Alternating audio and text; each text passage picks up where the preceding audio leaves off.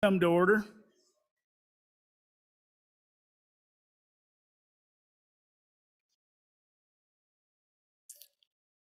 I would like to welcome everybody to the 16th day of the session, Wednesday, it's the 17th day of December, is it the 17th? 16th day of the session, but it is Wednesday, February 1st, 2023. And I do have a note for today in history. So I thought while everybody's finding their seat, I would do a note from today in history. So in February 1st, 2007, Montana files suit against Wyoming and North Dakota in the Supreme Court, which has original jurisdiction over suits between states concerning water appropriations from the Tongue and Powder Rivers.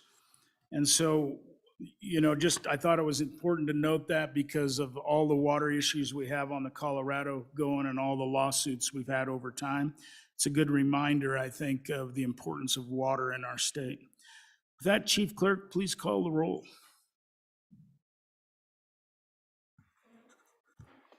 Roll call for February 1st, the 16th day. Allemand? Allred? Andrew? Angelos? Banks? Bear? Berger? Brown? Burkhart? Excused. Byron? Chadwick? Chestick? Excused. Clouston? Conrad? Crago? Davis? Eklund? Haroldson? Harshman? Heiner? Henderson? Warnock? Jennings? Knapp? Larson Lloyd? Larson JT? Lawley? Locke? Nyman? Newsom? Nicholas? Excused. Nemec? Northrop? Oakley? Obermuller? O'Hearn? Olson? Ottman? Pendergraft? Penn? Provenza? Excused. Rodriguez Williams? Excused. Sherwood? Excused. Singh? Slagle? Smith? Stith? Storer? Excused. Strock? Stivar? Tarver? Trujillo? Walters? Ward? Washut? Western? Winter? Wiley? Yin? Excused. Zwanitzer Dan? Zwanitzer Dave? Speaker Summers? Here. Burkhart? Chief, maybe we'll just keep that open. I'd like to welcome Reverend Bob Thompson from the First Presbyterian Church for the prayer of the day. Please stand. Good morning. Hear these words from Psalm 107. Oh, give thanks to the Lord, for God is good. God's steadfast love endures forever. Let us pray. Faithful God, we praise you that you have brought us to this new day, brightening our lives with the dawn of promise and hope. We thank you, God, for the warmth of sunlight, for snow and rain that refreshes the earth, for the beauty of your creation, and for the night that brings needed rest. God, as we begin our work today, we realize we are halfway through the week. A lot of work has been done, and we have much still to do. Thank you for your faithful presence along the way. Give us your strength to continue the good work that is set before us. Guide us in each step of the way by your heavenly light. Gracious Lord, the psalmist today reminds us that your steadfast love endures forever. Thank you for loving us, God, and teaching us what it means to love one another. You taught us in the story of the Good Samaritan that to love our neighbor means to love the person whom we most disagree with. Empower us to live out that heavenly type of love, to be your beloved, to live into that love. You have reminded us that love is patient, kind, and does not insist on its own way. Love rejoices in the right. It bears all things, believes all things, and hopes all things. Most importantly, you have assured us of your love that never ends. Empower us through your Holy Spirit to clothe ourselves with your unconditional and unending love. God, I lift up to you the work being done in this House of Representatives. You have called each person here for a purpose and laid on their heart the desire to speak for their community and for Wyoming. As they make decisions for this great state, they face a daunting task to discern how the bills placed before them will impact the future of this state and the families in their communities. I pray that your Holy Spirit be with them. Give them wisdom and foresight for the overtures that are before them. As they vote, may your Spirit guide them into his best for the people, and may your will be made known. I also pray for the people who are impacted by the decisions they make. We pray for their work to bring peace, prosperity, and wholeness to our communities. God, I pray for this governing body and for each representative. As they work today, give them grace to face the challenges, creativity to find solutions, and understanding for one another. Guide them by your Holy Spirit in everything they do. And I pray this in Christ's name. Amen. Amen. Thank you, Reverend Thompson, for your prayer. Please join me in the pledge. I pledge allegiance to the flag of the United States of America and to the republic for which it stands, one nation under God, indivisible, with liberty and justice for all.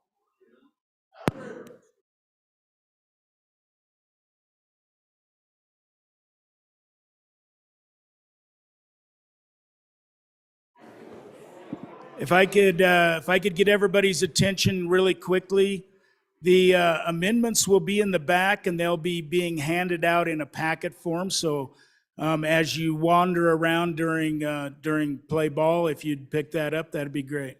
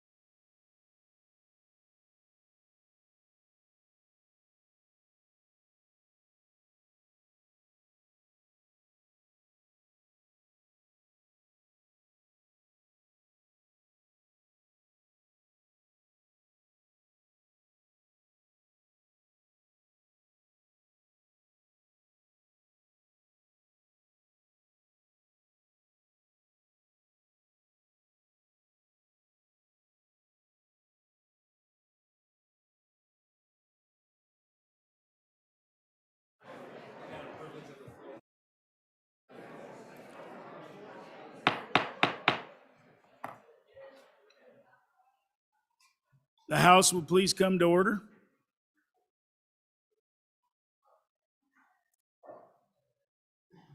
Chairman Olson, do you have a privilege? Yes, privilege of the floor, Mr. Speaker. Please. I have the privilege today of introducing the 2022-2023 class of Leadership Cheyenne. I believe you're in the south balcony. Go ahead and stand up. Leadership Cheyenne brings professionals together for a challenging, interactive, and thought-provoking educational opportunity. The program explores the dynamics of what makes Cheyenne a unique community and builds a strong network of future community leaders. They learn about the diversity of the Cheyenne region as it relates to government, services, education, business, economic development, and social issues. They build and enhance leadership skills, and they share their experiences and learn with others. Welcome, Leadership Cheyenne.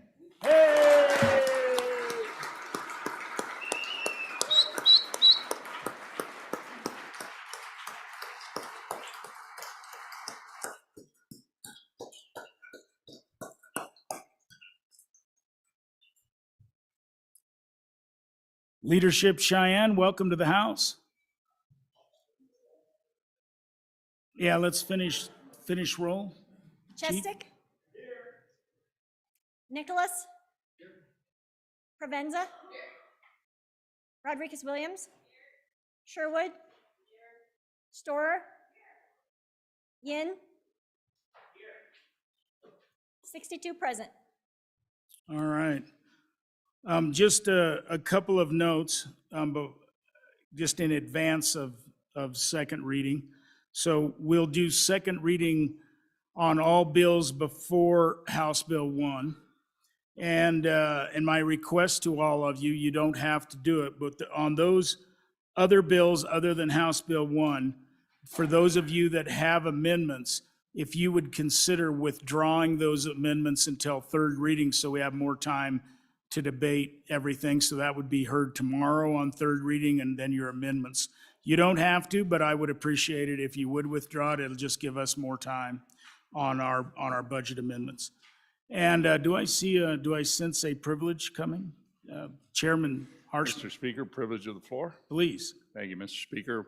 Members in the West Gallery, I want to introduce you to a former member you see here. Stand up there, Representative Pete Illaway from Cheyenne, and served as majority whip, but I always remember his bill that he sponsored that actually set up the LSRA. So I always kindly call him the father of the LSRA.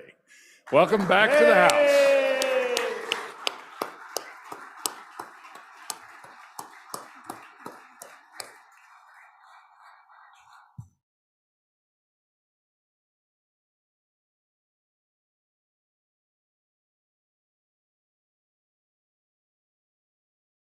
Well, first to former Rep. Illaway, welcome to the House. And former Rep. Illaway's at least two of his children, I don't know how many he has, are constituents of mine, and appreciate their service to my community. So with that, Representative Northrup, Thank you, Mr. Speaker. Privilege of the floor. please.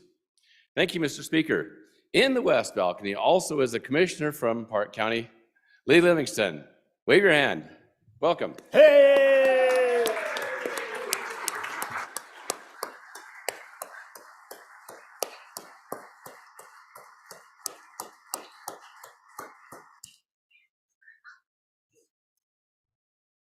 Welcome, Lee.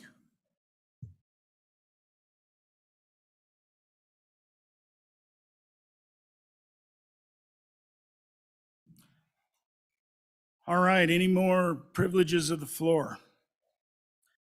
If not, reports from standing committees.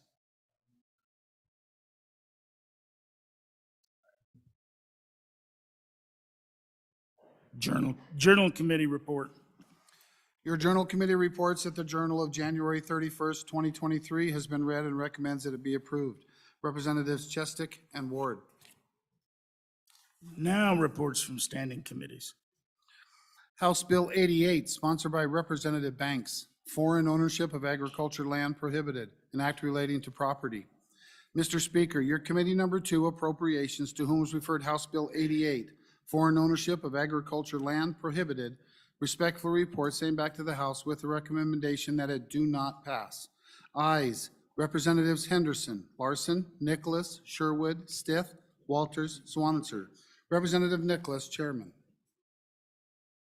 House Bill 100, sponsored by Representative Jennings, Acquisition Value Study, an act relating to property tax. Mr. Speaker, your Committee Number 2 Appropriations, to whom was referred House Bill 100, Acquisition Value Study, respectfully report same back to the House with recommendation that it do pass. Ayes, Representatives Henderson, Larson, Nicholas, Sherwood, Stith, Swaneter. Excused, Representative Walters. Representative Nicholas, Chairman. House Bill 198, sponsored by Representative Conrad, Civil Service Commission Administration, an act relating to cities and towns. Mr. Speaker, your Committee Number 2 Appropriations, to whom was referred House Bill 198, Civil Service Commission Administration, respectfully report same back to the House with the recommendation that it do pass. Ayes, Representatives Henderson, Larson, Nicholas, Sherwood, Stith, Swanitzer. Excused, Representative Walters. Representative Nicholas, Chairman.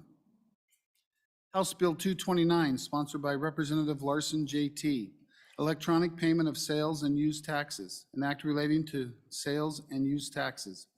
Mr. Speaker, your Committee Number 2 Appropriations, to whom was referred House Bill 229, Electronic Payment of Sales and Use Taxes, respectfully report same back to the House with the recommendation that it do pass. Ayes, Representatives Henderson, Larson, Nicholas, Sherwood, Stith, Swanitzer. Excused, Representative Walters. Representative Nicholas, Chairman. House Bill 264, sponsored by Representative Conrad, Mining Mural, an act relating to the legislature. Mr. Speaker, your Committee Number 2 Appropriations, to whom was referred House Bill 264, Mining Mural, respectfully report same back to the House with the recommendation that it do pass with the following amendments. Ayes, Representatives Henderson, Larson, Nicholas, Sherwood, Stith, Walters, Swanitzer. Representative Nicholas, Chairman.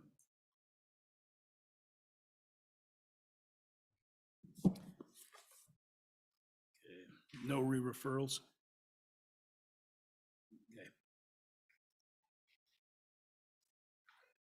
We're at that order of business of bills on second reading. The first bill for our consideration is House Bill 19. House Bill 19, sponsored by Tribal, State Indian Child Welfare Act Task Force, an act relating to children. House Bill 19 having been read two separate times, the question is, shall the bill be read a third time? Hearing no objection, it is so ordered. The next bill for our consideration is House Bill 99. House Bill 99, sponsored by Revenue, Property Tax Refund Program, an act relating to property tax. It has amendments. Representative Storer. Thank you, Mr. Chairman. I respectfully withdraw second reading amendment number 1 and number 2 from House Bill 99 with the idea of bringing them back in third reading. Thank you. Thank you. Representative Heiner. Thank you, Mr. Speaker. I respectfully withdraw Second Amendment number 3 from House Bill 99. Thank you. House Bill 99. That's all of them, right? House Bill 99 having been read two separate times, the question is, shall the bill be read a third time? Hearing no objection, it is so ordered. Next bill for our consideration is House Bill 103. House Bill 103, sponsored by Representative Haroldson, Political Party Affiliation, Declaration and Changes, an act relating to elections.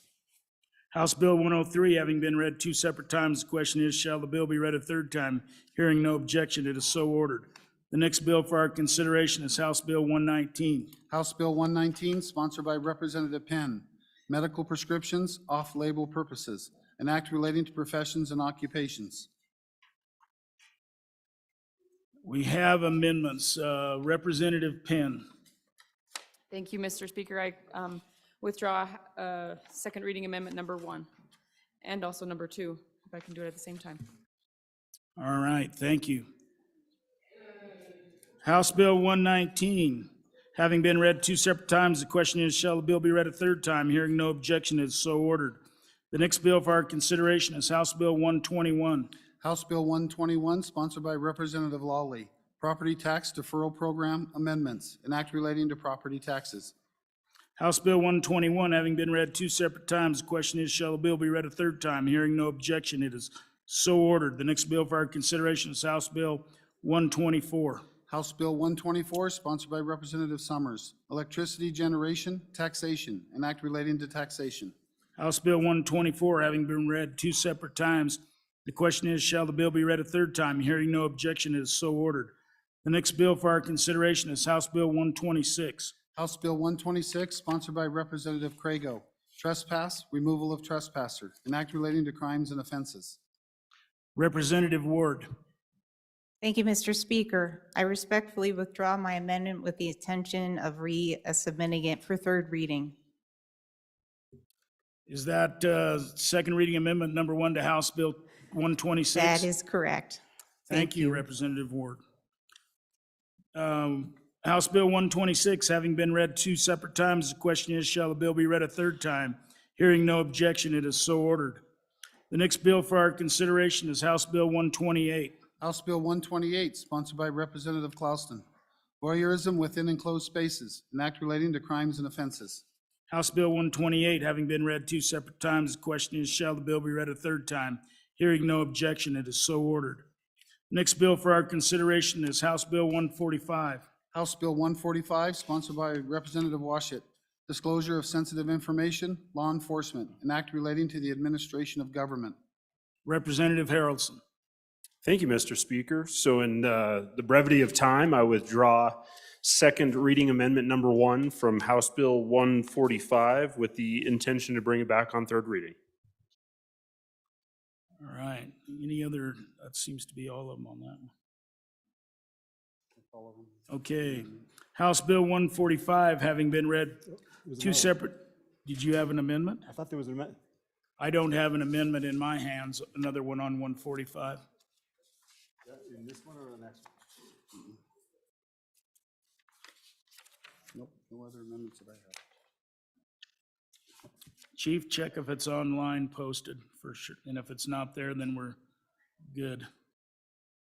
It's not there? All right, we don't have any. House Bill 145, having been read 2 separate times, the question is, shall the bill be read a third time? Hearing no objection, it is so ordered. The next bill for our consideration is House Bill 147. House Bill 147, sponsored by Representative Provenza. Unlawful trespass signage, taking of wildlife, an act relating to game and fish. House Bill 147, having been read 2 separate times, the question is, shall the bill be read a third time? Hearing no objection, it is so ordered. The next bill for our consideration is House Bill 160. House Bill 160, sponsored by Representative Pendergraft. Driver's license veterans designation, replacing DD Form 214, an act relating to defense forces and affairs. House Bill 160, having been read 2 separate times, the question is, shall the bill be read a third time? Hearing no objection, it is so ordered.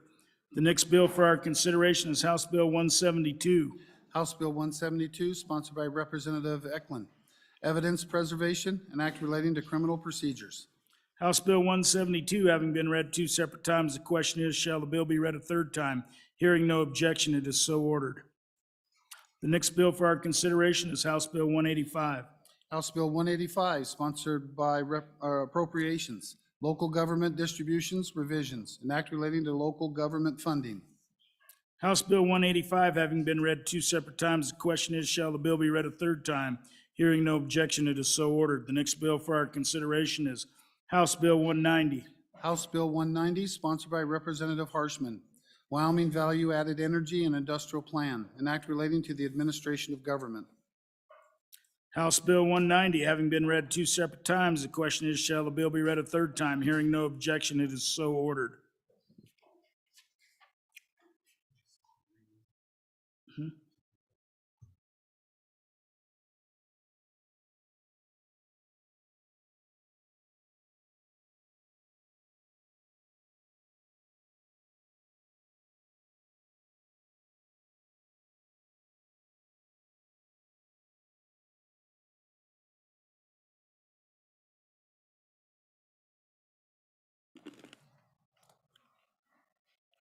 We are at that order of business of House Budget Bill on second reading. The reading clerk will read the bill in. House Bill 1, sponsored by appropriations, general government appropriations, an act relating to supplemental appropriations for the operation of state government for the fiscal biennium commencing July 1st, 2022, and ending June 30th, 2024.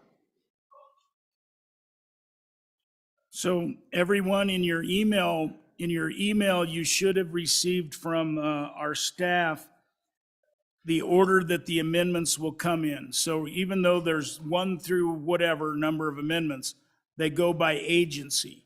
And so the actual order that they'll be brought should be in an email that you received just recently.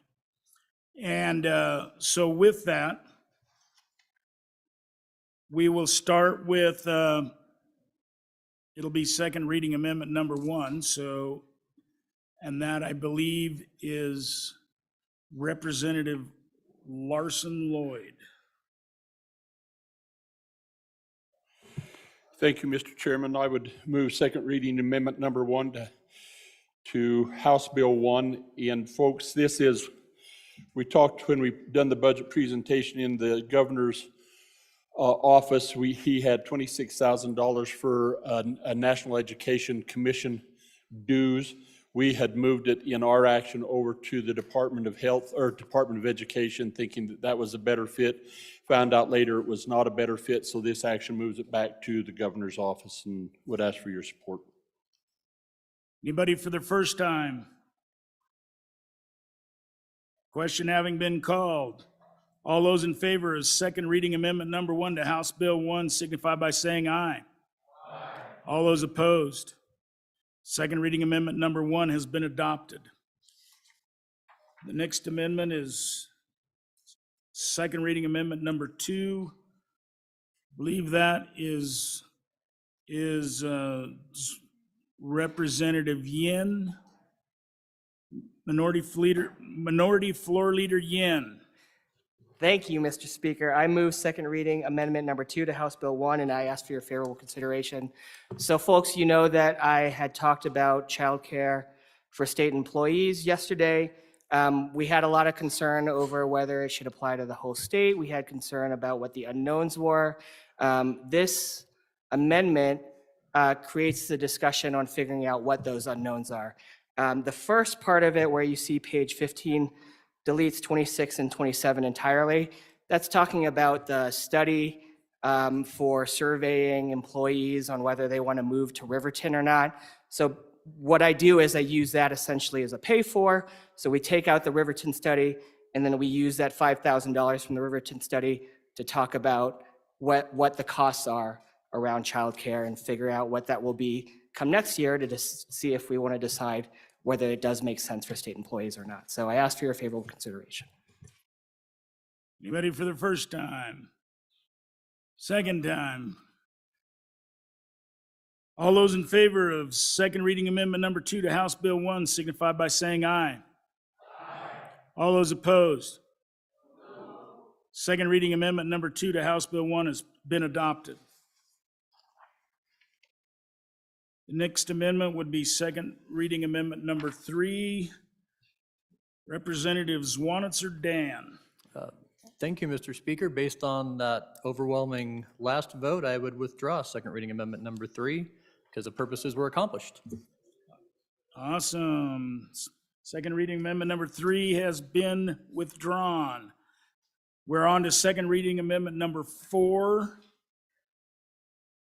which appears to be Chairman Zwanitzer. Thank you, Mr. Speaker. Move second reading amendment number 4 to House Bill 1. Ask for your favorable introduction. This is on page 17 of your budget bill that basically says we're keeping the Capitol open during normal business hours, Saturday and Sunday. I'm not exactly sure what weekend normal business hours, but in my mind, that's 8 hours a day, 8 to 5. Not even sure about that lunch hour on the weekends. So what this does is attempts to give a little more flexibility. I'm not sure how many of you come hang out in the Capitol on the weekends, but I'm here quite often doing stuff, stopping in, printing, whatever, and I give some tours. We don't have a lot of people showing up at 8 a.m. on a Sunday. So what I'm attempting to do is be a little more flexible, not requiring, and I saw the extraneous information on this about the number of positions that they would like to have who need to be here that full 8 hours. And it seems a little bit burdensome and bureaucratic to me. So I thought this would make it more flexible, that says they have to at least be open 4 hours a day. I think if people show up here too early and they know the Capitol will open up, they'll go get breakfast, hang out in my community a little bit longer, maybe spend some more money. And so just to add some flexibility, because nobody likes getting here at 8 a.m. on a Sunday, I would ask for your support of this amendment. Anybody for their first time, second time? All those in favor of second reading amendment number 4 to House Bill 1 signify by saying aye. Aye. All those opposed? Second reading amendment number 4 has been adopted. We are now on second reading amendment number 5. And that would be Representative Walters, excuse me. Thank you, Mr. Speaker. I move second reading amendment number 5 to House Bill 1 and ask for your favorable consideration.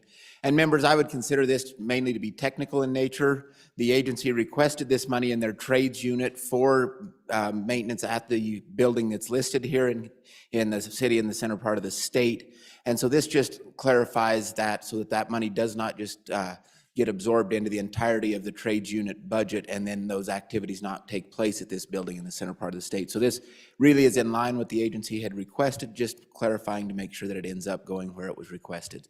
So like I said, largely technical in nature and ask for your favorable consideration. Anybody for their first time? Sensing your urge to vote, all those in favor of second reading amendment number 5 to House Bill 1 signify by saying aye. All those opposed? Second reading amendment number 5 to House Bill 1 has been adopted. Chairman Harshman. I think I got the next one. Okay. Thank Chairman you, Harshman. Mr. Speaker. I would move second reading amendment number 32 to House Bill 1 and ask for your favorable consideration. Members, this is really in regards to the property tax refund program that we discussed yesterday. And we know we've had over a 25% increase in applications. We expect that to double again as the program becomes more known and those kind of things. So we're asking for one employee now to help really run that program. So that's what it is. Stand for any questions. Thanks, Mr. Speaker. Anybody for their first time? Representative Jennings for your first time. Thank you, Mr. Speaker. Just asking, the question is this the standard rate for this department for a beginning employee? Anybody else for their first time? Anybody for their second time before the bringer? Obviously not. So Chairman Harshman. Thank you, Mr. Speaker. Yeah, Mr. Speaker, you know, as you look at that number, that's not salary, that's salary and benefits. And that, I think that is just going to be a one-year number. So that salary is probably in the 60 is my estimation on that with salary and benefits. So I would say that'd be a beginning type to answer that question. Thank you, Mr. Speaker. All those in favor of second reading amendment number 32 to House Bill 1 signify by saying aye. Aye. All those opposed? No.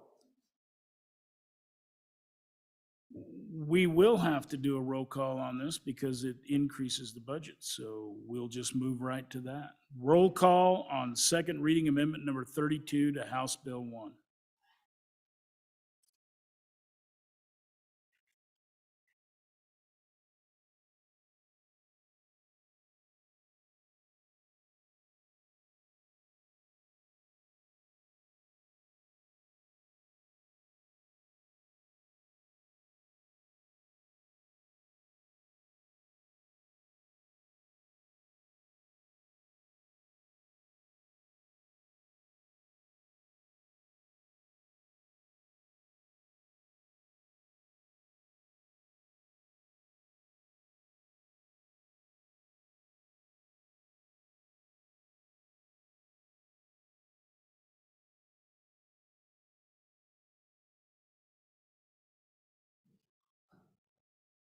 Allemand?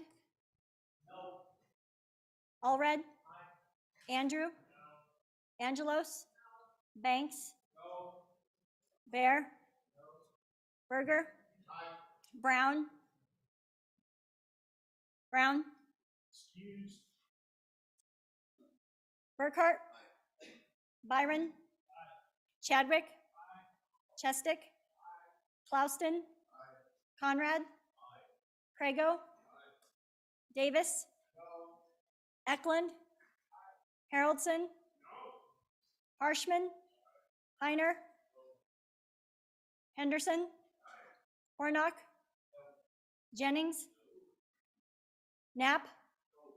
Larson Lloyd? Larson JT? Lawley? Locke? Nyman? Newsom? Nicholas?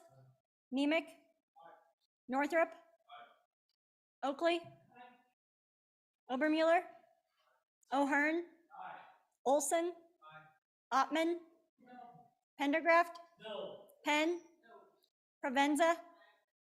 Rodriguez Williams? Sherwood? Singh? Slagle? Smith? Stith? Storer? Strock? Stivar? Tarver? Trujillo? Walters? Ward? Washut? Western? Winter? Wiley? Yin? Zwanitzer Dan? Zwanitzer Dave? Speaker Summers? Are there any changes? Closing vote? Vote closed. 35 aye, 26 no, 1 excused. Second reading amendment number 32 to House Bill 1 has been adopted.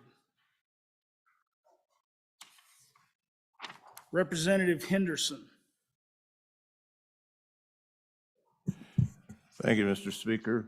I move the second reading amendment number 33 to House Bill 1 and ask for your favorable consideration. Members, this refers to page 24 of your budget. It's Agency 11, our Department of Revenue. And what this does is it takes that unnecessary statute information out of line 1 on page 24 and then deletes line 2 entirely. And then on line 3, it provides some clarifying language to make sure that we understand what we want done with this appropriation. If there are no questions, I call for the question. Anybody for the first time? Sensing your urge to vote, all those in favor of second reading amendment number 33 to House Bill 1 signify by saying aye. All those opposed? Second reading amendment number 33 to House Bill 1 has been adopted.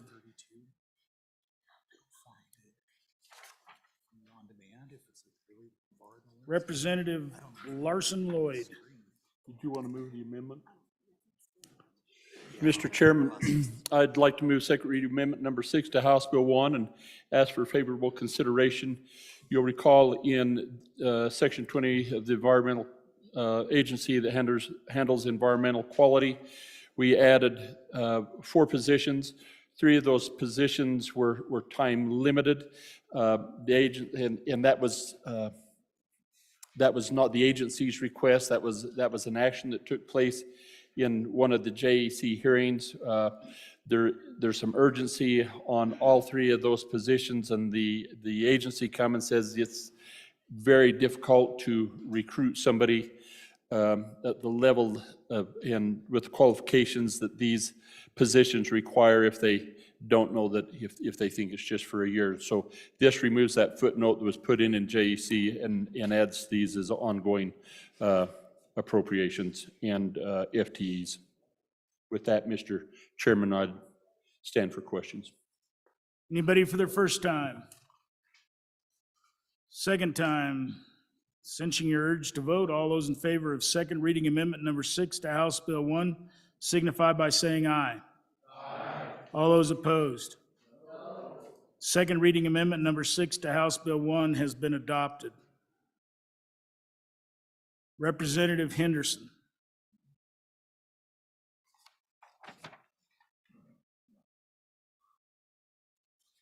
Thank you, Mr. Speaker. I respectfully withdraw amendment number 34 to House Bill, second reading amendment number 34 to House Bill 1.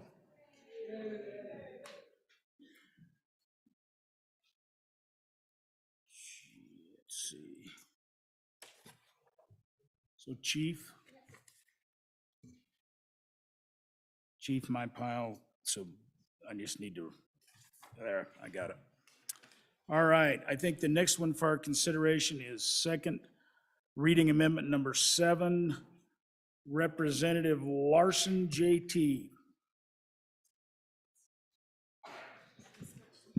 Thank you, Mr. Speaker. I move second reading amendment number 7 to House Bill 1 and ask for your favorable consideration.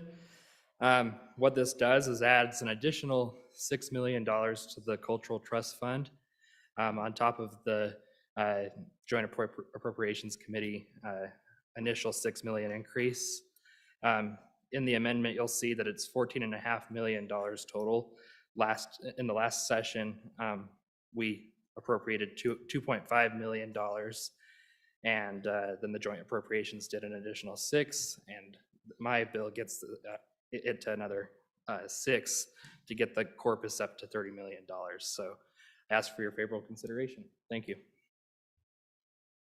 Anybody for their first time? Representative Haroldson. For your first time.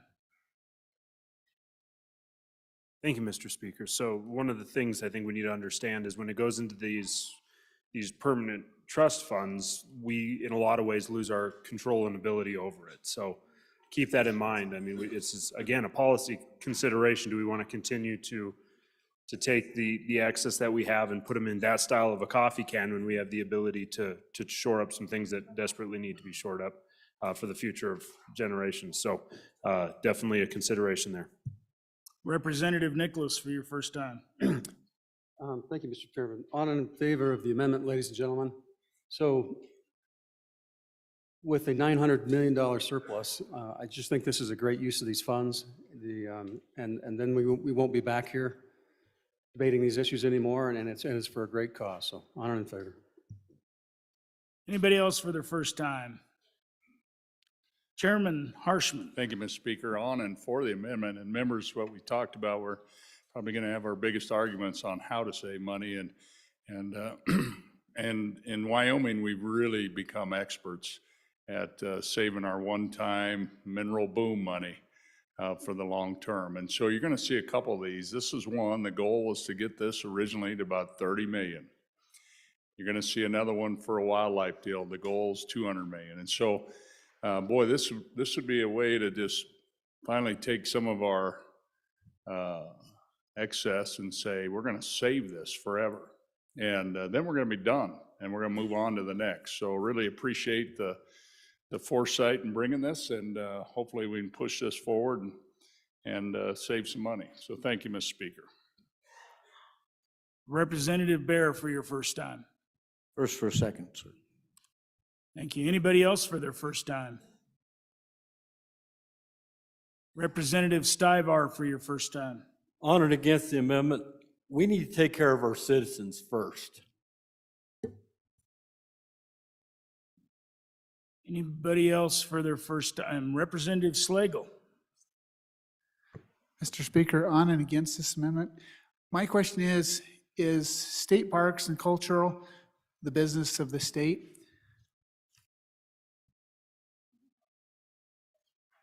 Chairman Zwanitzer for your first time. Thank you, Mr. Speaker. State Parks and Cultural Resources, as the name suggests, being state parks, is in fact, part of our state. And we have many state parks, and we probably don't fund cultural resources to the extent that we should. And so this body historically has made policy decisions that when we had money, we created this trust fund long ago. And at the time, it was only asking 30 million, where our wildlife trust fund was asking 200 million.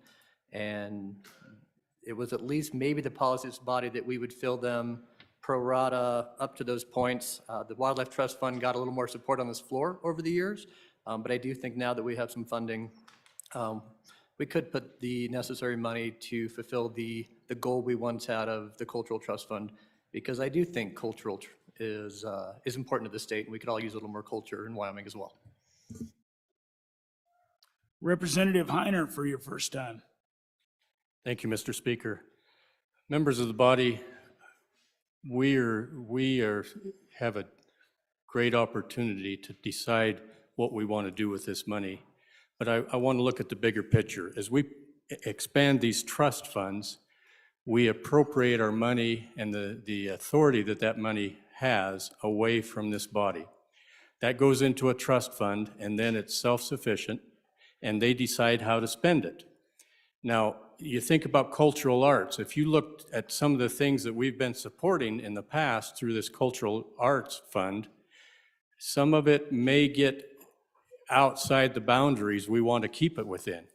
They may support some things that we don't agree with the environment and culture that we're in right now. And as we set up this trust fund, we will have no way to control that because we have no strings attached to the money. I like to be able to defund something that is not doing what we want it to do. That is the big stick that we have as a legislature. If you don't follow the rules and procedures, you lose your budget. If we set up a trust fund, they could start spending it on things that we don't agree with, and we won't be able to take that money away. So I urge you to be cautious here about setting up these trust funds. Let's keep our authority to appropriate within this body and not give it away to non-elected officials. Representative O'Hearn for your first time. Thank you, Mr. Speaker. Taking care of our citizens means we can fund this account. It's always being taken care of our state parks, so we don't have to go out of the country and out of the state to enjoy our great state. On and for. Representative Brown for your first time. Thank you, Mr. Speaker. I kind of actually agree to a point with a couple speakers ago on the idea that once we start appropriating money into these trust funds, it becomes slightly untouchable by this body. But then I kind of talk myself into it, and I think to myself, no, actually it's this body's jurisdiction to write laws, that if we don't agree with the way money's being spent, we write a law to fix it. That's literally our job. So if we see something that we don't agree with coming out of the trust fund, we write a law to fix it. Now, it's my first time in 7 years to have a couple $100 million in surplus as opposed to having money that we're trying to cut from places. One of the few areas that I feel like we should be shoving money into is the areas that gain interest and can hopefully relieve us in the next time that we have a budget decline. And when we have a budget decline coming up again, it'll happen, ladies and gentlemen, it's gonna happen. This would be one of those areas that we don't have to cut because it's gonna be self-sustaining. We have the money, we have the time right now. This was a recommendation that was brought to us by multiple parties, and that's why I agreed to sign on to this amendment. Now, this body watched me eliminate the money out of another trust fund earlier this session. I don't agree with all trust funds, and I don't agree with doing it, but when we have something, we have an availability to fund something that's already in place, and we can shore it up and take that burden off of our shoulders the next time we do have a downturn, we should do it. So, on and for. Representative Oakley for your first time. Thank you, Mr. Speaker. I reiterate a lot of what the last speaker said, but just so a couple points. So we said we would, lose our control, and I suppose that's true. But there is a certain point when you're talking about so many different organizations and things in our community. It's everything in our communities isn't up for the 62 of us to control, right? We need to let the flexibility for each community to decide and thrive and become what they want to do. I hope everybody got a handout of all the different organizations in their community. I know mine specifically, I think our whole state benefits from it, but the public television station is based out of the community college in my community. That's just one of the absolutely wonderful organizations and things that's done on behalf of our state. And again, to reiterate the last speaker, keep in mind that when we have the money like we do right now, if we put that in a trust fund, then we don't have to find funding again when we're leaner, because it creates its own money. It becomes self-sustaining. That's what this really does, right? Is allows it so we don't have to to keep finding and appropriating money at times that we don't have it. So this is good for our communities, and interestingly enough, this is one for every 23 counties that you represent, this is good for. So I would encourage an aye vote. Representative Pendergraft for your first time. Thank you, Mr. Speaker. I appreciate the wisdom in having a self-perpetuating fund and living off the interest. That's a very wise thing to do. The problem is that we in this House are charged with the responsibility of the purse strings. We are the ones who are supposed to be responsible for how the state's money is spent. When we give this money in perpetual motion to an agency of non-elected people, we shirk our responsibility to oversee the spending of that money. I think we are irresponsible when we allow someone else to do our job because it's easier and it's more efficient. The job of legislating is a hard job. We all understand that. But that's what we're here for. So on and against the amendment. Representative Penn for your first time. Thank you, Mr. Chairman. So a few speakers ago, the question was raised, does this allow us to lose control of the funds? The next two speakers said, yeah, it could allow us to lose control of the funds, but then we just make a new law. Isn't that what government does, is we legislate to address a solution, and then we legislate to fix the problem that the solution created? No on this amendment. Representative Clouston for your first time. Thank you, Mr. Speaker. You know, as a freshman legislator, I knew I would struggle with these trust funds, the idea, the theory behind them before the session started. So I sought out a long-term legislator who's now an elected official here in Wyoming that we all respect. His advice to me was, if it's something that you believe in long-term, fund it. If it's something that's going to change a lot, don't fund it. So when I asked for an example, he talked about senior busing. He said it's hard to plan for long-term senior busing, maintenance, tires, buses, and administer that program if you're voting on it every 2 years. So his advice to me, and I'll just share that with you, is if you think that we're going to need parks and recreation, the things that this one supports for a long time, then you should vote for it. If you think we're going to see a lot of changes the next 2 years, then you shouldn't. So on this one, I've been against some other ones, but on this one, I'm for it. Thank you. Anybody else for their first time? Representative Knapp for your first time. Thank you, Mr. Speaker. You know, when we talk about these trust funds, it's a matter of policy. And I think that if people can remember back, the step 1 cuts, the step 2 cuts, the step 3 cuts, and how far those went in trying to right-size government when times weren't so good. So when we build these trust funds, we need to decide what's most important: mental health services, senior citizens, or do we want to make sure that cultural arts is self-funded in perpetuity? I think it's important that we remember back to what dark times are like and what essential services we need. And perhaps these trust funds should kick up to LISRA or permanent mineral trust funds so that we're ready to face the priorities in the future. Thank you. Anybody else for their first time?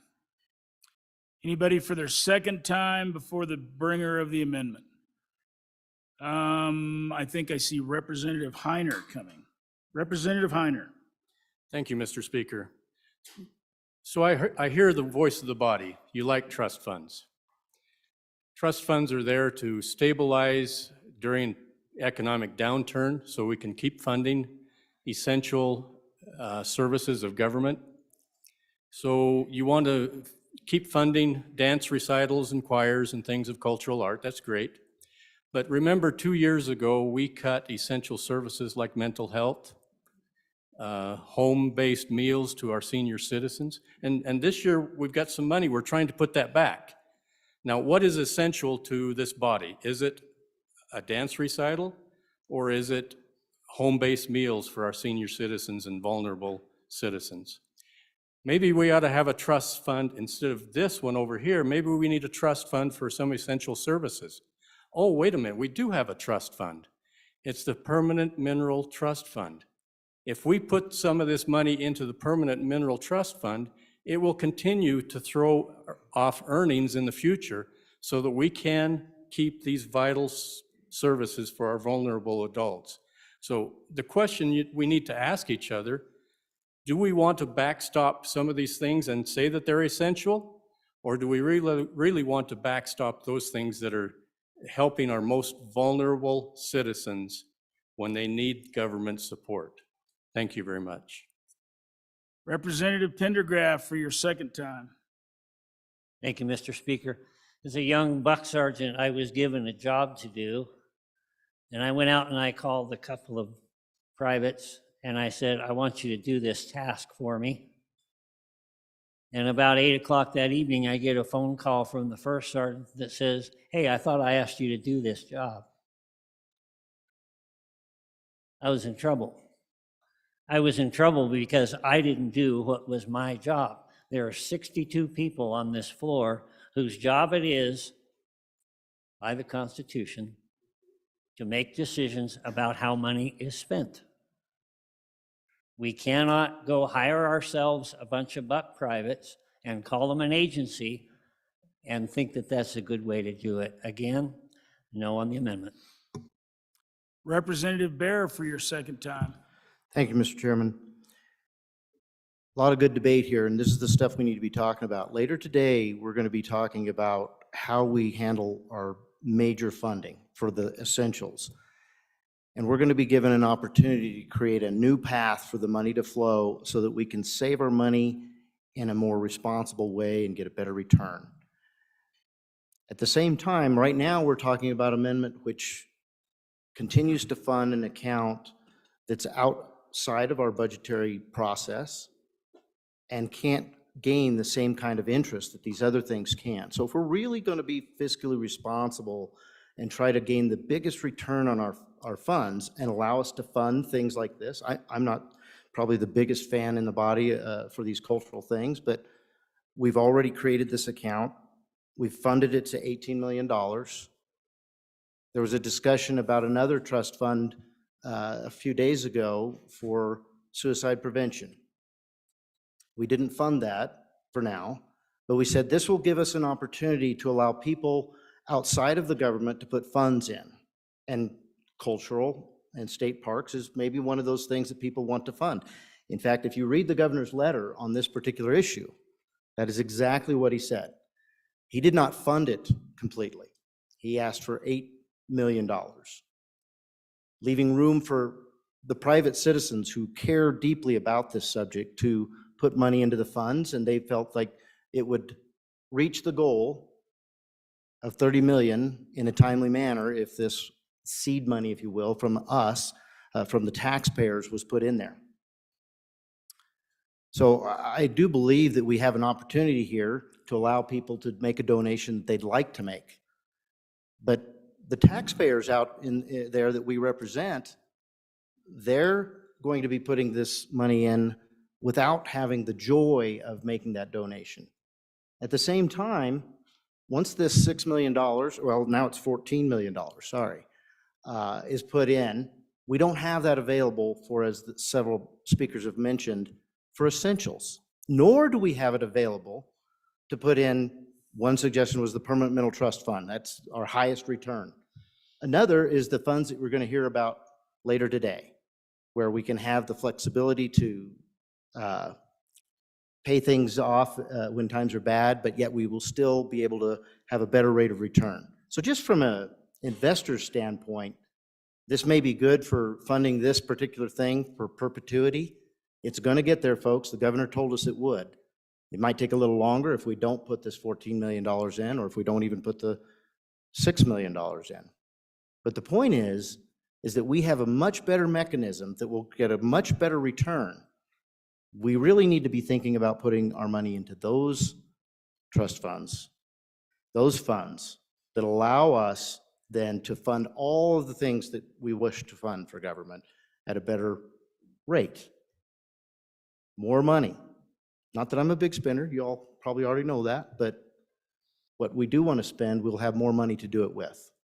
On and against the amendment. Anybody else for their second time before the bringer? Representative Larson, JT. Thank you, Mr. Speaker. When we talk about private investment, I like to look at this chart that was provided. $7.8 million was granted out of this fund since 2007. $50.6 million was privately matched with contributions in cash. And then an additional 10.9 million matched in kind. So we do have investment from our community. I think those numbers are a good sign that our communities support this and want this. So vote aye. Thank you. Sensing your urge to vote, the motion is to adopt second reading amendment number 7 to House Bill 1. Chief Clerk, please call the roll. Andrew? Angelos? Banks? Bear? Berger? Brown? Burkhart? Byron? Chadwick? Chestick? Clauston? Conrad? Crago? Davis? Eklund? Haroldson? Harshman? Heiner? Henderson? Warnock? Jennings? Knapp? Larson Lloyd? Larson JT? Lawley? Locke? Nyman? Newsom? Nicholas? Nemec? Northrup? Oakley? Obermuller? O'Hearn? Olson? Ottman? Pendergraft? Penn? Provenza? Rodriguez Williams? Sherwood? Singh? Slagle? Smith? Stith? Storer? Strock? Stivar? Tarver? Trujillo? Walters? Ward? Washit? Western? Winter? Wiley? Yin? Zwanitzer Dan? Zwanitzer Dave? Speaker Summers? Are there any changes? Closing vote. Vote closed. 36 aye, 26 no. Second reading amendment number 7 to House Bill 1 has been adopted. The next amendment for our consideration will be second reading amendment 35. Representative Bear. Thank you, Mr. Chairman. I move second reading amendment number 35 to House Bill number 1 and ask for your favorable consideration. Folks, this amendment does exactly the opposite of what we just did. The executive branch recommended an $8 million increase to the account. The JAC reduced that by $2 million, and now we are asking to just save this money for a future amendment where we are going to hopefully make a better rate of return. So I'm going to give you an opportunity now to vote on doing a more fiscally responsible thing with this money. And basically the debate is the same. I still want to keep in mind, though, that all these little coffee cans that we have out there are outside of our control. We really have got to get this stuff to where we're looking at it on a regular basis. And I would ask each of you to look into your budget data book between pages 136 and 159. That is the trust funds that we've built up to date. And all of those are not going to have the capability to have the same kind of return that we have in the Permanent Mineral Trust Fund. Those of you who went and listened to those people who do the investments for us, they said that they want to change the way that we spend our money so that we could invest what money is not being spent immediately in a more responsible way. This is the same conversation right now on this trust fund, and we're going to have more of those discussions today. But here's an opportunity to do the right thing for our investments.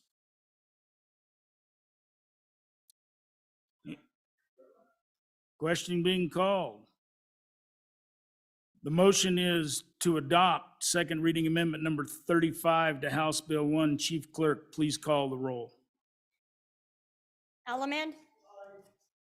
Allred? Andrew? Angelos? Banks? Bear? Berger? Brown? Burkhart? Byron? Chadwick? Chestick?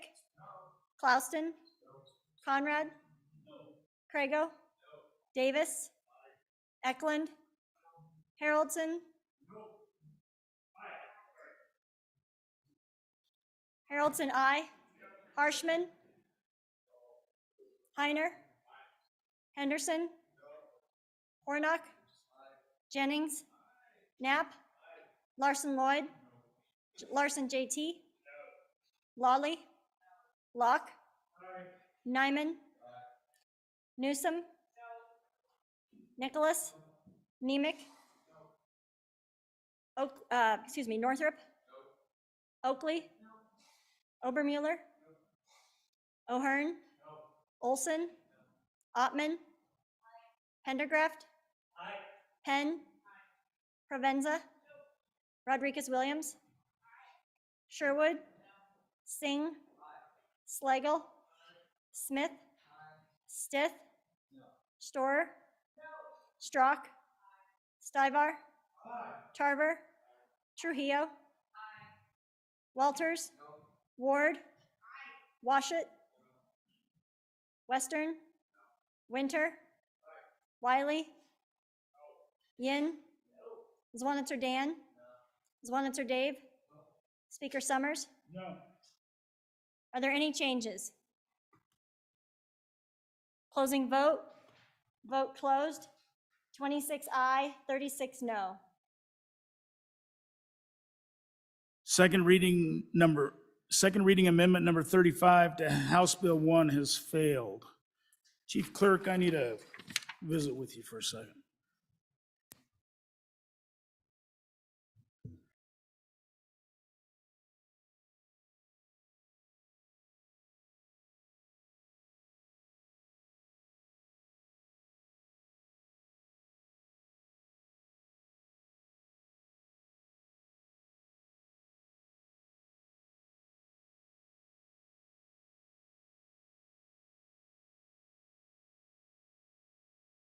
So just so the body knows what we're talking about real quick. So the question is, and I'm getting the chief clerk to run it down, is can we, if you, according to rule, if you move the budget up or down, you've got to do a roll call.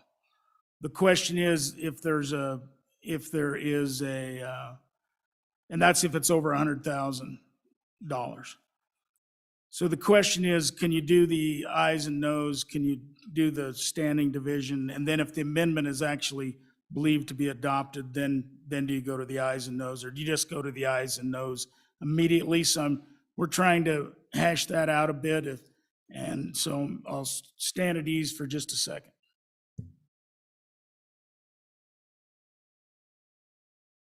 Right, the idea is if it's clearly, for example, if 55 people stood up against an amendment that raised the budget and 2 supported it, and it was clear, then there's no reason, if that amendment's not going to be adopted, there's probably no reason to call the ayes and no. Obviously, you can call the ayes and noes, but we're having a little debate on that.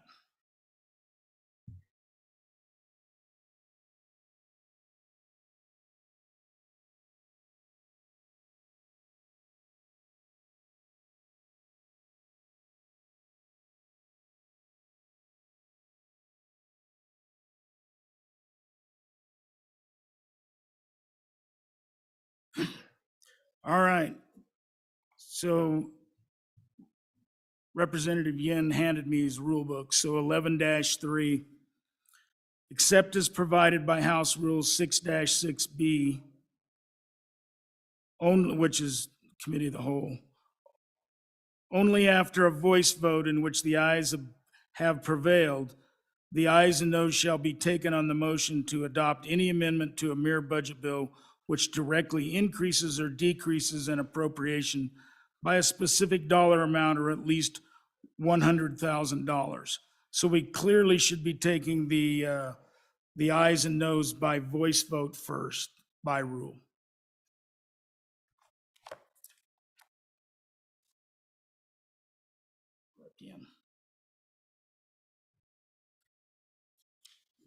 The next amendment for our consideration is second reading amendment number 8. Representative Davis. Mr. Speaker, I would like to move second reading amendment to House Bill number 8 to House Bill number 1. And I would hope for a favorable consideration after this. If you look at the Wyoming Gaming Commission, line 86, number 11, number 12, and number 19, and number 24, I'd like to reinsert this position into the budget of $109,178. The reason for this would be that with the pending expansion in the gaming industry and the size of our state, the constant threats to the gaming industry by cybersecurity statewide and abroad, the workload to demand to the agency is a must. And I would like to reemphasize that this is to protect the public of Wyoming. So I urge a yes vote on this. Representative Washut for your first time. Thank you, Mr. Speaker. I rise in support of this amendment. I just call the body's attention to the fact that this is being funded with special revenue. We're not taking this out of general fund dollars. When it comes to this gaming industry, having an industry that people have trust and confidence in my estimation, is paramount. And as this industry continues to grow, it seems to me that trying to cover all these establishments statewide and all the different demands put on this commission, that having more law enforcement is better than less. And I encourage an aye vote. Representatives Zwanitz or Dave for your first time. Thank you, Mr. Speaker. Ladies and gentlemen, this did come in front of the Appropriations Committee, and I just wanted to remind you our report. I thought you were putting up a time card there. No, you're fine. And I wanted to remind you, this commission has 10 employees, and they're asking for 4 more new ones. So that is quite an increase. They already have 3 peace officers as part of their employees, and they're asking for another police officer, or sworn police officer, excuse me. So the fine representative from the Judiciary Committee is quite right. This does not affect the general funds, and so it's just wanted you to know when the commission came into the Appropriations Committee, their testimony did not overwhelmingly sway us to the fact that they really needed it this particular session here in the supplemental budget. I'm sure that we would okay it if they come back in another one, so vote your conscience. Chairman Newsom for your first time. Thank you, Mr. Chairman. I serve as the liaison from this body to this commission. And what we've seen with our actions in this legislature for the last 5 years, that we have markedly increased the responsibilities of this particular commission. With the finalization of the skill games rules, we will have many, many more establishments who will be eligible for skill games. Probably 1,000 more establishments will have those skilled games. And that takes responsible enforcement of those rules. And so I think what the agency was, or what the commission was asking for, was not somebody to push paper around, which they got 2 or 3 positions to do that sort of work. What they're asking for is law enforcement, which is a different skill set, which is a needed piece of the puzzle as we go through this expansion. Thank you. On and for the amendment. Anybody else for their first time? Anybody for the second time before the bringer? Representative Davis for your second time. Question, Mr. Speaker. All those in favor of second reading amendment number 8 to House Bill 1 signify by saying aye. All those opposed? Second reading amendment number 8 to House Bill 1 has been adopted. Chief Clerk, please call the roll.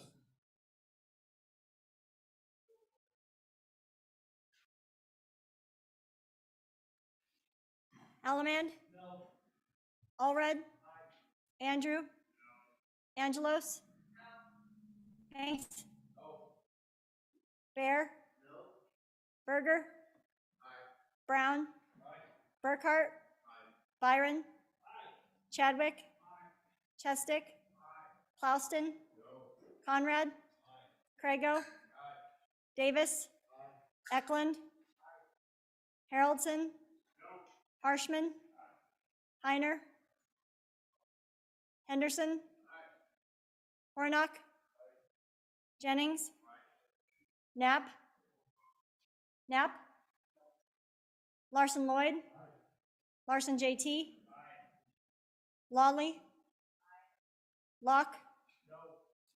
Nyman? Newsom? Nicholas? Nemec? Northrup? Oakley? Obermueller? O'Hearn? Olson? Ottman? Pendergraft? Penn? Provenza? Rodriguez Williams? Sherwood? Singh? Slagle? Smith? Stiff? Storer? Strock? Stivar? Tarver? Trujillo? Walters? Ward? Washut? Western? Winter? Wiley? Yin? Swanitzer Dan? Swanitzer Dave? Speaker Summers? Aye. Are there any changes? Jennings? Aye to no. Are there any changes? Sure. Closing vote? Vote closed. 37 aye, 25 no. Second reading amendment number 8 to House Bill 1 has been adopted. The next amendment for our consideration is second reading amendment 9. Representative Pendergraft. Thank you, Mr. Speaker. I move Second Amendment number 9 to House Bill 1 and ask for your favorable consideration.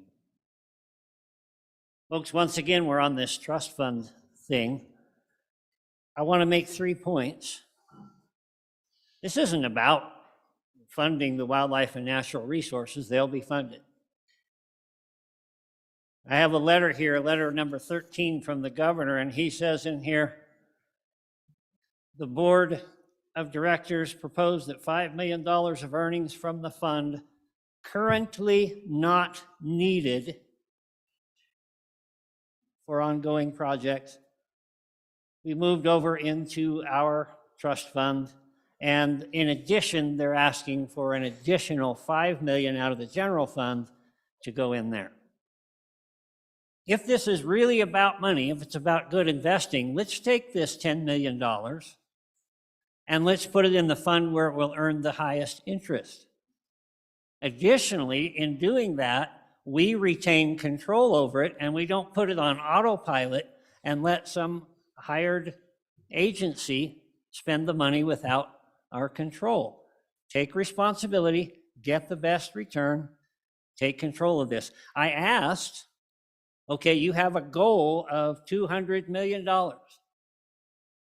I asked, what's next? What's on deck? What are the next projects? Nobody knew. On and for the amendment. Thank you. Representative Larson for your first time. So I think perhaps there's some misunderstanding of the 5 million that comes back from the income account, because the money, the interest that's raised off the corpus of this account comes in and there's projects that's funded. Sometimes those projects come in under cost, and you'll see some funds stay in the account as it's appropriated on an annual amount.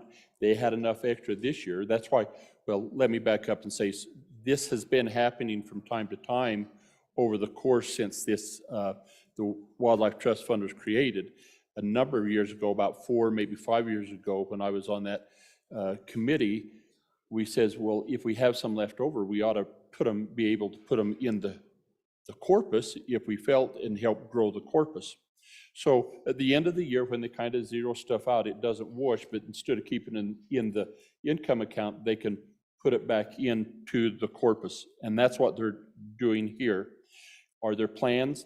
I think the Wildlife Trust Fund Board reviews and has ongoing meetings on a quarterly basis. You will see, I believe we passed our large project funding bill last year.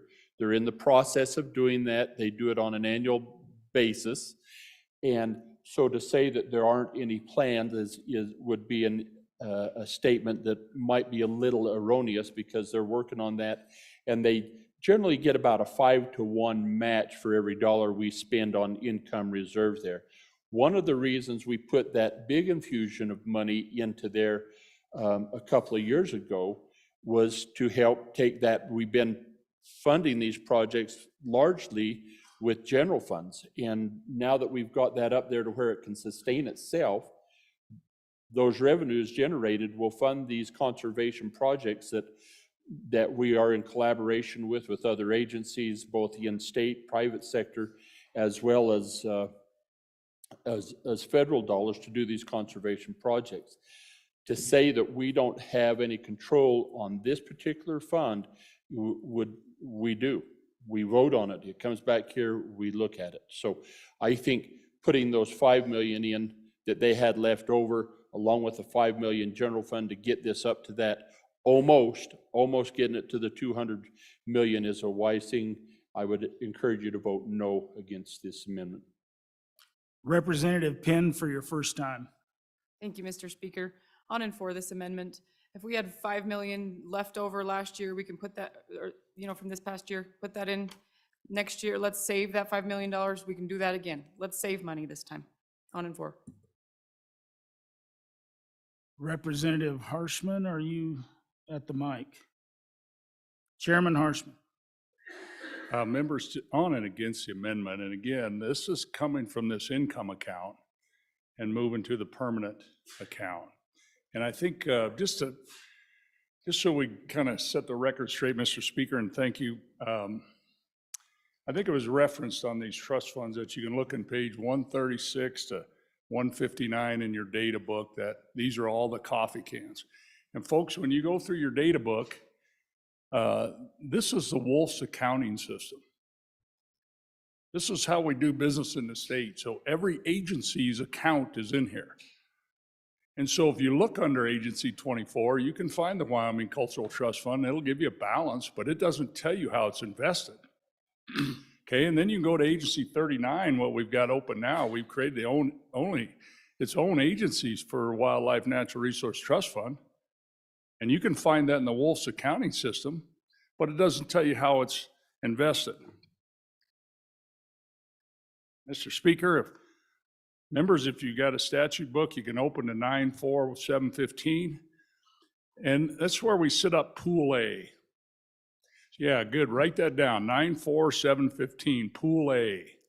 Now, Pool A is a creation of this legislature and changed the Constitution, and now we have to vote 2/3 to put certain funds into Pool A, and then they are invested in a total rate of return strategy for the highest rate of return.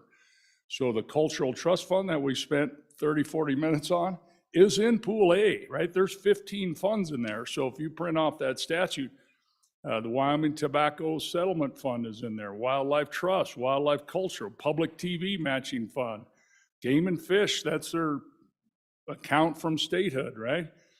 And the penitentiary capital construction account we created a few years ago from the SIPA is in Pool A. Unclaimed property, emergency water projects that we created 2 years ago, another endowment. State Fair Endowment Account, the Children's Trust Fund, the National Guard Youth Challenge, Military Assistance Trust Fund we created after 9/11 to help families come back. Emergency Medical Services is a recent one. All those are in Pool A to get the highest rate of return. So that's really important on that piece. As far as control over this money, it's Agency 39. You can put a budget amendment on anything you want in there. You can direct that money to a project in your county if you know the need and can sell the body on it. Or you can strip one out of there. But to say that we have no control over that, it's just not right. That's what we do here as appropriators. We write a budget bill, and we can put anything in there to direct the money how we choose as a majority to see it. So just hopefully this clears us up. This amendment actually takes money from that is going from income into permanent savings, is now going to pull it back out of permanent savings. And so the history of the Wildlife Trust Fund really started in the 1980s. So a few of you were living in the state at that time. I shouldn't say a few of you, probably several of us were living in the state at that time. And you remember the big boom. Holy cow, it was booming until the end of the 80s. But that was the talk, and you talk to those legislators whose pictures are on the wall that served back then. They wanted to establish the Wildlife Trust Fund. Ran out of money. My freshman year, 2004, I was on the TRW committee, and came again, and we had money. We had the big boom in gas over by where the speaker's from. And then we had coal bed methane, and so we put like 87 million, created it, knowing that we wanted to get to 200 million. And so the delta between 87 million and the interest off that and the interest off 200 million, we've been funding with general fund. And so we're trying to get this thing off here, just like we did with the cultural trust or the cultural or the tourist account. We're trying to get them off of general fund. And then we can have a smaller budget. So this is saving at the highest rate of return. It is saving for something that is a big legacy in our state, these critters, right? And it involves people. There's people doing these projects, make no mistake. And we can finish this thing and move on to the next idea to keep improving our state. And so I appreciate the folks who've done all the work on this, and keep our eye on the future. So vote no on this amendment. Vote no to save money and invest in the future of Wyoming. Okay, thank you, Mr. Speaker. Representative Hornock for your first time. Thank you, Mr. Speaker. On and for, vote for to save money. So here's what's happening. We've got a trust with nearly $200 million in it. This amount of money is 2 to 3% of what we're talking about that's in that trust currently. We give it a year. If that trust earns the amount of interest that it has been earning, it's there. It's already there. It's going to be at the place where we want this trust to be. We can take this $5 million, put it in something else. So we're talking about a trust here that this isn't creating a trust. This is adding to an already, in my opinion, gigantic trust that's got nearly $200 million in it. If we sit and let it earn the type of interest that it earns already, it will get to exactly where we want it to be. So let's use this money for something else. On and for. Thank you. Representative Banks for your first time. Thank you, Mr. Speaker. When I hear my constituents ask me, why is the state funding a butterfly study? I have to answer, that's not in the control of the state or this elected body. That's in the control of the hands of the bureaucracy of the state. So when amendments like this come up where we can limit that ability and bring it back, and I can answer to my constituents and say, this is the body that has control of how your taxpayers' dollars are spent. That's our responsibility. And amendments like this that limit the ability of the bureaucracies to go out there and bring it back to us who directly answer to the people who put us here to be responsible for their tax money. I'll vote in favor of that amendment and urge your vote as well. Representative Provenza for your first time. Thank you, Mr. Speaker. So I serve on this committee, and I just want to, when we ask, what are we spending this money for? There are projects in every county of this state in your districts. For more than 1,000 projects that they've completed, there's been 110 million spent, and a total of 800 million has come from other sources. So for every dollar that this committee spends, $7 is spent on its behalf. I don't know where else you find a 7-to-1 match. This funding is a allocation of funds that is due to a single year of high yield.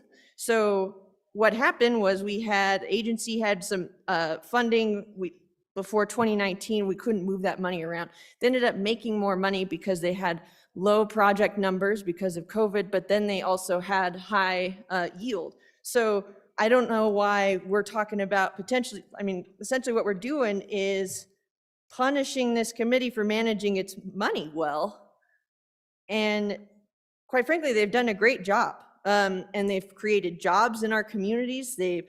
For every $100,000 spent by the trust, it generates $315,000 or approximately 34 and a half months in local communities of work.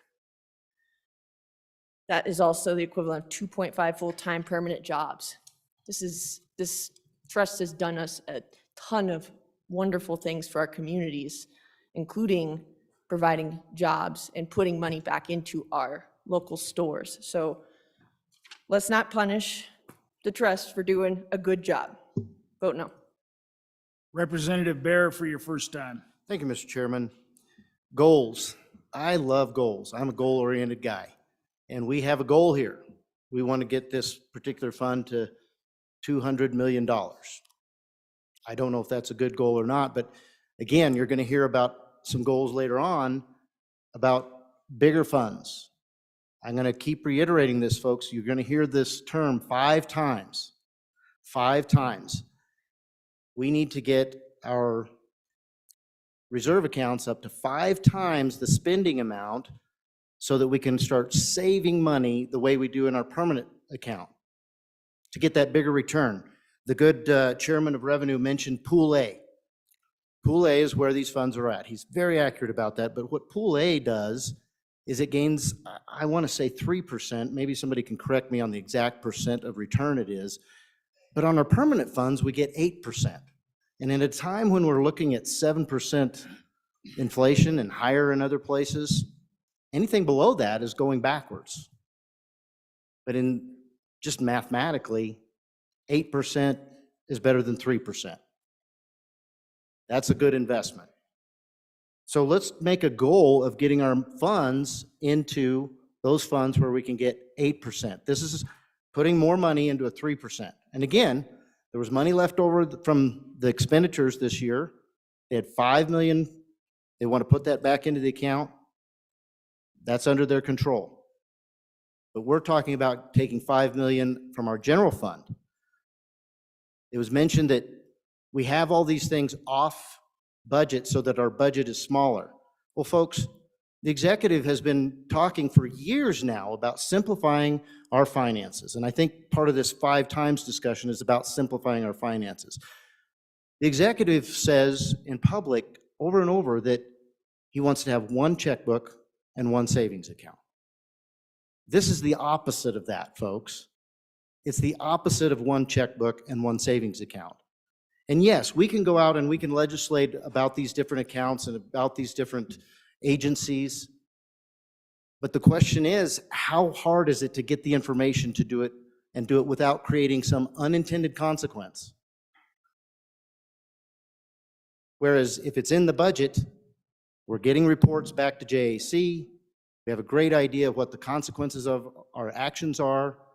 When it's outside of that, you got to do a great deal of research. And I don't know what everybody else felt like about researching this budget bill. It's a monumental task. It is part of our job and we need to do it. And I think we need to do it for all of the state's funding. That way we can make those great decisions on what is essential, what's not, when times are tough. When times are good, we can decide if we want to fund things that are not essential. On and for the amendment, this is how we make more money. Thank you. Representative Zwanitzer Dave for your first time. Thank you, Mr. Speaker. I just want to make sure I understand this amendment. I understand the 5 million out of general funds, but when we're looking at other funds, and you want to take that out of the SO, that leaves it in the investment account, which means that's the spending account, and it prevents it from going into the permanent mental trust fund. So the way I'm reading it, that you want to leave that in the spending account so we can spend it. But the first half of the amendment, so if you could just clarify that for me, I would really appreciate it. And Representative Davis for your first time. Thank you, Mr. Speaker. Having some really inside knowledge about this this fund, we're talking about all these other funds, but to every exception, there is one fund that it may be exception to the rule. And as the good representative pointed out, they take these dollars from this fund and then they go out there and they gather up, I believe you said 7 to 1 against these in matching dollars from nonprofits and other agencies to put these projects together. So if you add that, that's almost 10% return on them dollars. So I think this particular fund is doing amazing work in the state of Wyoming to maintain our way of life here. Thank you. Representative Locke for your first time. Thank you, Mr. Speaker. Just kind of real quickly, everyone in this room obviously thinks different about how to spend, where to spend, how to save, where to save. One of the things I want to bring up here is that none of us are trying to punish any of these organizations or anybody else in this room, honestly. We're just looking, we may have different perspectives on where to save and how to spend. And I'm on and for this. Obviously, I agree I'm a bit of a saver, but I may perceive saving as different than others. But anyway, on and for, and thank you. Representative Knapp for your first time. Thank you, Mr. Speaker. On and for the amendment. I would be okay with the fund generating an extra 5 million and putting it back into that fund. That part I'm okay with. It's the fact that you want to match that with general funds for a fund that is already started, is at 190, heading to 200 million. They could have that done if they would just keep repeating that funding over and over again and putting it back into the fund easily. So when you start taking from general, then I have a concern, because that $5 million could fund a suicide hotline for 2 years. That $5 million could go into mental health services. We need to treat that money as a priority for our future. This is a fund that is already at $190 million, creating excess funds that can go back into it. I don't see why we need to take from general. Thank you. Anybody else for their first time? Anybody for their second time before the bringer of the amendment? Representative Larson Lloyd for your second time. Thank you, Mr. Chairman. And Mr. Chairman, I'd like to just suggest that sometimes from some of the conversation that I heard here, that there may be the appearance that the Wildlife Trust Fund does some nonsensical studies that our constituents would come back and say, why on earth would we allow somebody to spend something like that? The actions of the Wildlife Trust Fund and the monies and the conservation efforts we've done have reestablished and preserved sage grouse areas in places of the state that allows our mineral industry to now explore and develop natural gas and oil in other places, because you take an acre, you make an acre, you can then use an acre. When we worried about the feds coming in, we had some real concerns about wildlife corridors, and were they going to come in, because much of those corridors lay on on public lands. And with the work of the head of the Wildlife Trust Fund, and I might just remind you, that agency is really heavy. It has a director and an administrator, 2 people, and then a board that serves. And they've come in and they've done incredible work on the corridor part. They've also come in and we're worried about cheatgrass, all of these weeds that impact rangeland and grazing and our agriculture community. And they've been on the forefront, even to the point of getting the Forest Service, the federal agency that oversees that, to adjust the type of pesticides that they will allow us to use on national forest to fight these noxious weeds that are giving us grief. If you think that there has been nonsensical studies or use of the Wildlife Trust Fund in your area, please, 4 minutes from the Capitol, you can be in that director's office and just sit down with him and say, what have you done in my county? What have you done in my district? And I think it'll be surprising. This agency does incredible work. I think that getting this up to the level of funding that those who started this before us always had a goal to reach that goal, is a wise use of funds now, and it will carry on in perpetuity for generations to come. I'd encourage a no vote. Anybody else for their second time before the bringer of the amendment? Representative Pendergraft for your second time. Thank you, Mr. Speaker. We've heard some good debate, and I appreciate that. Every time I hear debate, I learn a little bit more. And yet, when I go back to the governor's letter, it still says the same thing that I said before. This money is currently not needed. All I'm saying is, let's rake it up. We've set up this form. Nobody's saying that we're not going to fund the Wyoming Wildlife and Natural Resource Trust. It's done. They've effectively reached their goal. In addition, we have a number of other people out there, outside money, 1 in 7. My understanding is that as long as that thing is there and making money and putting it out there, the matching funds will still be coming in. So what I'm saying is we've done that job. Now let's do the rest of the job. Let's not give them any more. They've got enough. They admitted it. On and forward. All those in favor of second reading amendment number 9 to House Bill 1 signify by saying aye. Aye. All those opposed? No. Second reading amendment number 9 to House Bill 1 has failed.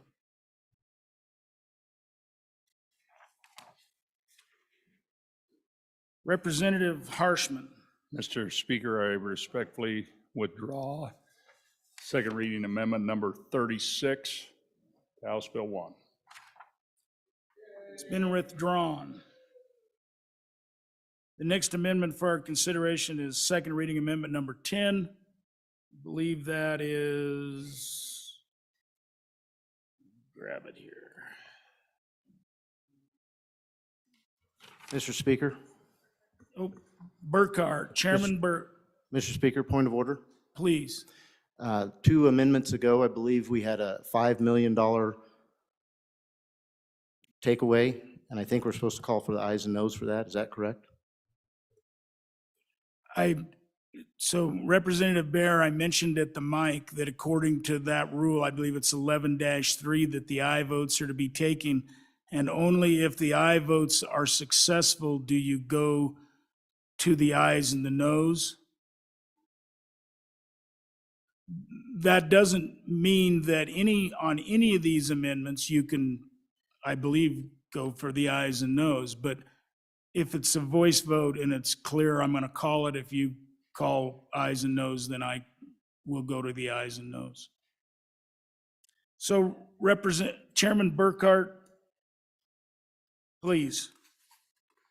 Thank you, Mr. Speaker. I move second reading amendment number 10 to House Bill 1 and ask for your favorable consideration.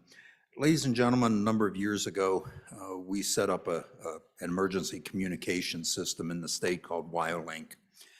Over the years, it's been funded. We've built towers. We've connected pretty much the entire state into that system. Part of that, and it was done on a voluntary basis, towns and counties have joined that system to make the interoperability easier for them so that a sheriff's deputy in the middle of the forest can call for a highway patrol trooper if they need help. And that's worked very well for most of our communities. And that the funding of that, especially locally, has always been a football, back and forth, one way or the other. Who does it? Why do we do it? And that sort of thing. What this bill does, or amendment, I apologize, amendment does is to resolve that issue of where the funding for the local communities comes from. Currently, we are funding it out of the MRG's Mineral Royalty Grant Program. What this does is sets aside $8.6 million to fund it from general fund and include it in the department's standard budget. It helps our communities be able to communicate effectively with each other, to actually communicate in some ways with other states. I think all of us have read of these high-speed chases that cross state lines to get help and assistance. Our fire departments are into it, and we just have to figure out a way to fund it. The communities have built their own towers. They've put money into it. They've purchased what they call consoles, which are all the electronics to communicate for this. And so what this does is resolve the issue of where that money comes from in the future and how we cover our communities. And with that, I will stand for questions. Any further discussion? Representative Stivar. On and for this amendment. This also, all the school buses use this system. So on and for the amendment. Any further discussion? Representative Oakley. Thank you, Mr. Chair. Also on and for, I just make sure that everybody understands just how we use the WildLink and how important it is for our rural states. So think about the pileup that just happened on 80 over the weekend, and how do you get information to first responders? And the reality is we've worked on this system. This is how we do it. And so they can communicate seamlessly. And what you have to realize is how many different entities or agencies you might be talking about. Ambulances, local law enforcement, troopers, possibly federal agencies, life flights. All those agencies don't necessarily have a way to communicate with each other, right? And that's what WildLink solves, so that all these first responders can interact to allow them to respond to crisis. It's really a crisis response, and it works. And now we depend on it. The previous representative mentioned our school buses are on it. And again, school buses aren't something that have access to law enforcement technology and communication, right? So this is something that, because it's its own system, that we can have our school buses. So if something happened with school buses, there could be a quicker response by our law enforcement to save the children. So save the children. But anyway, so yes, just keep in mind law enforcement, firemen, ambulance, life flight, buses, sheriffs, police, possibly federal police. So it's important for this rural state. I urge your aye vote.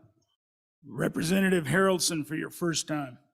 Thank you, Mr. Speaker. So looking at this, I have a question for the good bringer of the amendment. It appears to me, and maybe I'm off on this, but this is creating a pipeline, so to speak, for the funding of this program, which is not currently funded. If that is the case, would this be considered legislating in the budget? And I just have that question. I think that needs to be answered. And then I guess if we don't have a definitive, maybe we need to call for a rules committee, but I think that's just a question I have. Representative Larson for your first time? Nope. Representative Stiff for your first time. Mr. Speaker, with respect to the issue of whether it's legislating in the budget, it's considered legislating in the budget if through the budget you're changing a statute or acting contrary to a statute. So when we have a bill, we say this section of the Wyoming Code is amended to read or is created to read.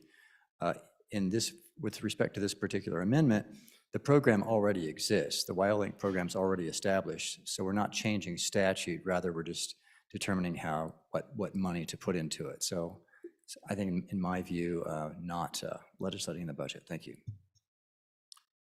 Anybody else? Representative Larson for your first time.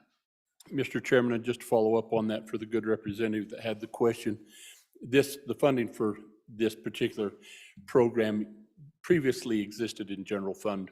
And I want to say maybe 16, 17, when the good speaker was on this committee with us, at that time we took all of the funding for that agency that oversees transportation, including this program, off the general fund. This just moves this particular program back to getting some revenue from the general fund. Nothing changes in the statutes. Representative Hornock for your first time. Representative Haroldson, maybe you could move out from out in front of that mic so that gentleman could have at it. Representative Hornock for your first time. Thank you, Mr. Speaker. So WyoLink does provide some necessary services. However, let me just caution the body, because several times, as this year as a legislator and in previous years, I've testified before committees dealing with things that WyoLink, I think, maybe goes a little too far on. And so I want to be very careful with blanket funding for a program. I've testified before committees. There have been bills in the past that have come up that have been that haven't gone anywhere, that have died in committee because there are it's seen as there's avenues in the bills that kind of step on our constitutional rights. So you're dealing with cameras that read your license plate and know where you're at.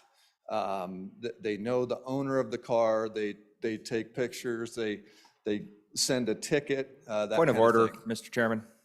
What's your point? We're not on the amendment for WyoLink funding. So Representative Hornock, maybe kind of get to your comments on this. Sure, thank you, first. Mr. Chairman, or Mr. Speaker, sorry about that. So I don't mind funding WyoLink, but blanket funding I don't think is the right idea, just because it seems like we do need to have checks and balances on what WyoLink does and how and why we fund certain things within WyoLink. Just a blanket check doesn't, I'd be real hesitant to do that. But I understand some other services, so vote your conscience. Anybody else for their first time? Anybody for their second time before the bringer of the amendment? Chairman Burkhart. Thank you, Mr. Speaker. I'd just like to address some of those issues. Excuse me. Currently, WyoLink, in how it applies to the communities, the towns and counties, the funding is really in doubt. It was coming out of the Mineral Royalty Grant Program, which I believe it was in March or April of this year was used up. There's no more. You'll see an appropriation. We talked about it the other day on some more Mineral Royalty Grant money. We need to honor what has been a commitment of helping the communities pay for this system, for getting on board, for able to communicate with each other and do it quickly and efficiently. All this does is changes the funding source. We have been doing this in the past.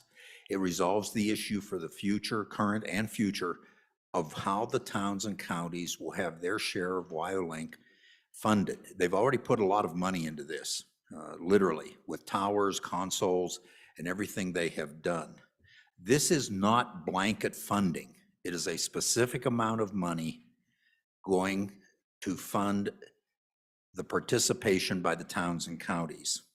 The other portion of this, the maintenance of dozens of towers throughout the state, the maintenance of major consoles, the maintenance of dispatch, is all paid for out of our Department of Transportation funds. They're covering the big part of it. This only covers our towns and counties and their portion, and gives them a set budgeting system, a set amount of money for the future that they can rely on and continue. And it is an exact amount of money, 8.6 million. And with that, I would call for the question, asking for your favorable vote. All those in favor of second reading amendment number 10 to House Bill 1 signify by saying aye. Aye. All those opposed? Second reading amendment number 10 has passed, but we'll roll call. Allemand? Allred? Andrew? Andrew? Excused. Angelos? Banks? Bear? Berger? Brown? Burkhart? Byron? Chadwick? Chestick? Klauston? Conrad? Crago? Davis? Eklund? Haroldson? Harshman? Heiner? Henderson? Hornock? Jennings? Knapp? Larson Lloyd? Larson JT? Lawley? Locke? Nyman? Newsom? Nicholas? Nemec? Northrop? Oakley? Obermuller? O'Hearn? Olson? Ottman? Pendergraft? Penn? Provenza? Rodriguez Williams? Sherwood? Singh? Slagle? Smith? Stith? Storer? Strock? Stivar? Tarver? Trujillo? Walters? Ward? Washit? Western? Winter? Wiley? Yin? Zwanitzer Dan? Zwanitzer Dave? Speaker Summers? Aye. Andrew? Are there any changes? Closing vote? Vote closed. 45 aye, 17 no. Second reading amendment number 10 to House Bill 1 has been adopted. Representative Larson. Mr. Chairman, I respectfully withdraw second reading amendment to House Bill number 1. Second reading amendment number 11 to House Bill 1 has been withdrawn. Mr. Majority Floor Leader. Lunch.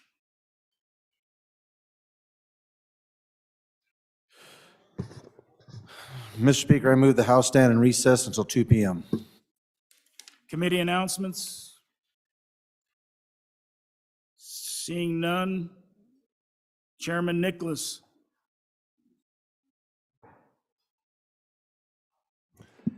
Thank you, Mr. Speaker. Your House Appropriations will meet on adjournment tomorrow.